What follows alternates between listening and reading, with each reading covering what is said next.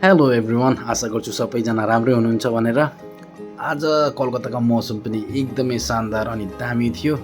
अनि विकेन्ड परेको हुनाले मलाई साह्रै नै सुँगुरको मासु अनि थाली खाने एकदमै मन थियो होइन। अनि यही सबै सोचेर म आज गएँ द ग्यान्टोक किचनमा, जुन चाहिँ पार्क स्ट्रिटमा छ। अन्त यहाँ जाँदा यहाँको फिल चाहिँ एकदमै असम छ। यो चाहिँ तिमी गार्डन हो, टी गार्डन। अनि यो चाहिँ जुलुकको केही पिक्चर्सहरू छ त्यहाँ होइन। अनि यो चाहिँ धेरै सुन्दर फ्लावर जुन चाहिँ हामी कालिम्पोङ, दार्जिलिङ, सिक्किममा पनि देख्छौँ।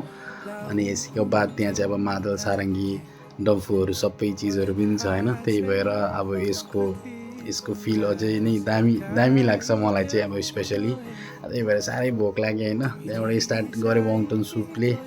त्यसको बादमा एकदमै जुसी मोमो बाटा जुन चाहिँ म एकदमै मिस गर्नु सक्दिनँ। त्यसको बादमा एकदम फ्लेभरफुल चाउमिन। अनि लास्ट बट नट लिस्ट म चाहिँ गएको यो पर्क थाली, कालो दाल, गुन्द्रुक, किनिमा, यही सब खानुको लागि होइन। यस्तै गरेर मेरो विकेन्ड चाहिँ एकदमै असम भयो, मजा आयो। अनि यही तपाईँहरूसित सेयर गर्न चाहन्थेँ। Thank you very much.